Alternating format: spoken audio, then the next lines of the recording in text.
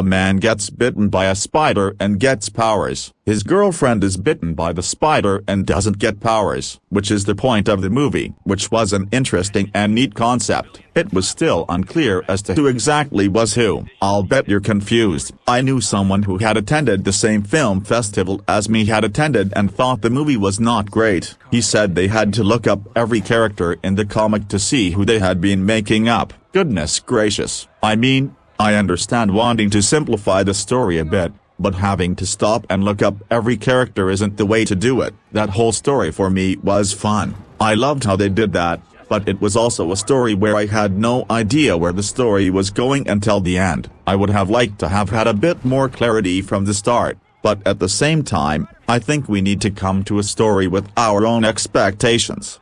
I would have liked to know what kind of superhero the woman was supposed to be, so I knew exactly what kind of superhero I was expecting from Batman. I would have liked to know who the main villain was, but I think if they hadn't shown me that in the beginning, I would have liked that story even more than I would have otherwise, and it would have been fine with me if I had the ending figured out. I didn't know how any of the characters ended up, it just was. I liked that. I liked the fact that we were entertained by the story, but at the same time, I like movies like Batman that show the superhero in his or her face, like they are just superheroes, not these superheroes. I think superheroes have become such a big part of our lives that I would really like a superhero film that doesn't show these superheroes. So we're supposed to know Batman and Superman and Spider-Man and so on and so forth. This is supposed to be something different. This is supposed to show us a superhero story that is not superhero, it's just superhero. You get the story. I want to know about what happened. I want to know where they were going. I don't want a superhero who doesn't show his face, showing us how he does things. Heck, if I'm a superhero that shows my face, I don't really need to know what my enemies are thinking. I'm supposed to fight them. That's what superheroes are for. But if I don't know who the villains are, if I'm not trying to figure out how they think, if I'm not trying to find out what they want, I'm not trying to be a superhero.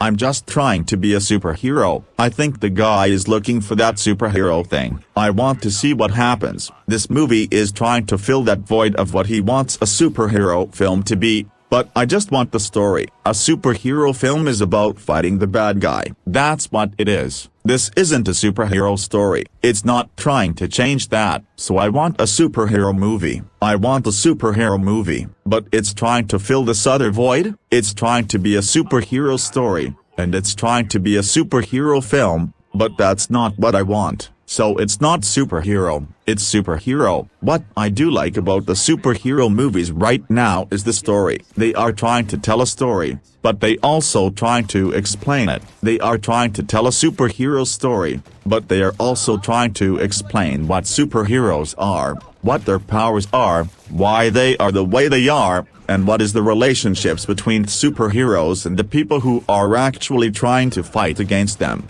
So that's what I'm seeing. I think we're moving toward that kind of story, but it's not a superhero story. It's just superhero, and in a lot of ways, it's superhero. Let's go on a superhero ride, and that's what we get. The next time I see this movie, it will be on the big screen. I want to see it again, to see it better, but then again, I would have liked to see it on the big screen without that. I just didn't get a lot of superhero. I'm not going to say more. I'm not going to get into any more detail. I think that was the key problem. I really didn't get superhero. What I did get was super villain. I just didn't get superhero. I'm sure the director has his reasons. There is an audience, there is a market, and it's just a part of this story. It's the whole story, and I'm glad that it's the whole story, and for that, I'm glad I saw it. I'll be back for the sequel, and I'll tell you what I think, and I'll give you a list of things I didn't like. I know I didn't get a whole lot of superhero. There are a lot of people that would say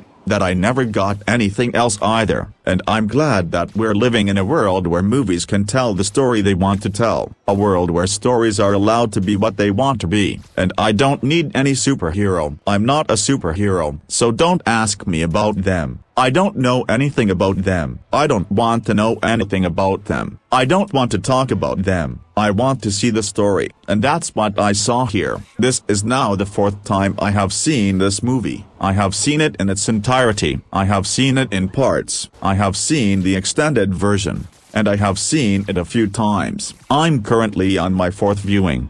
My 3rd in its entirety. This time, I'm going to talk about it. A few days after I saw the first time, the studio put it up on their official website, and it was put up on Netflix as well. And after that, I had to see it again, just to make sure. After seeing the movie, I went back to Netflix to watch it, but that's it. I haven't seen it since. That's a problem, a big one. It's no secret that most of my favorite movies I have seen dozens of times, and I probably will see them hundreds of times. This is the one movie I will watch over and over, and never get tired of it, and I shouldn't get tired of it. So how can I get bored of this movie? Because when I go back to it, I'm not seeing a movie. I'm seeing a special event. I'm seeing a movie. I'm going to see this movie. That's what I'm doing right now. And I am constantly trying to figure out how I got so lucky to get to see this movie 100 times. That's how this movie got me. It was a special event, something that I didn't get to see every day, and so it was special. It was a once-in-a-lifetime thing. I was going to see the movie 100 times. That's the way I was going to see the movie. I had no intention of seeing it a single time more. I have no intention of seeing it a single time more. That's no longer going to be my plan. That's no longer my plan to see it. I'm going to see it a million more times. It's the best movie ever, and there's no way I'm ever going to stop. I'm seeing the movie, and then I'm going to go back and read the script. I'm going to look at the movie, and then I'm going to look at the script. I'm going to watch it again, and then I'm going to go back and look at it. This movie will never stop being special. This movie will never stop being special. That's the way I want it to be. That's the way I feel about it. I love it. I love it. I can't get enough of it. And I'm not going to stop liking it. And I'm not going to stop loving it. I'll be back tomorrow, and I'll tell you about how I saw the next 3 chapters of the Stone of Destiny today. I'm pretty pumped about it. I'll tell you all about the fighting and everything else that's going on in these next few movies, and how it's all getting there, and what's happening and what's next. I'm excited, and that's how I get away with seeing this movie so much. A special event. It doesn't get old, because I feel like I'll never get tired of it. I feel like I won't get tired of watching it, and I'll never get tired of fighting for it. I'll always be fighting for this movie. I feel like it's mine. I feel like it's my story. It's my story. It's my fight. And I don't ever get tired of fighting. I don't get tired of fighting for it. And that's why I love it. That's why I'll be fighting for it for years. And that's why I'll never get tired of it. I'll be fighting for it for years and years. And I'll never get tired of fighting. So if you ever see me with this movie, be prepared to fight me. I'm going to have to fight you.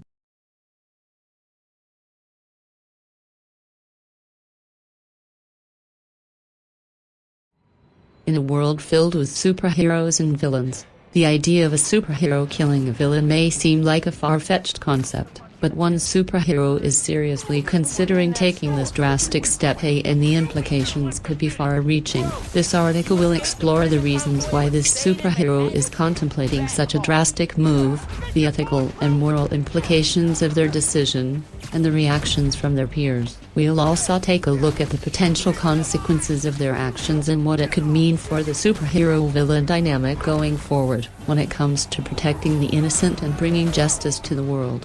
Most superheroes rely solely on their superhuman strength and good deeds, but what happens when a hero is faced with a villain who may be beyond saving? In this article, we will explore the difficult choices that a superhero must make when considering taking the life of a villain. We will look at the ethical, moral, and legal implications of this decision and discuss how a superhero's identity and sense of morality could be affected by the ultimate act of justice, from the perspective of a hero with a conscience.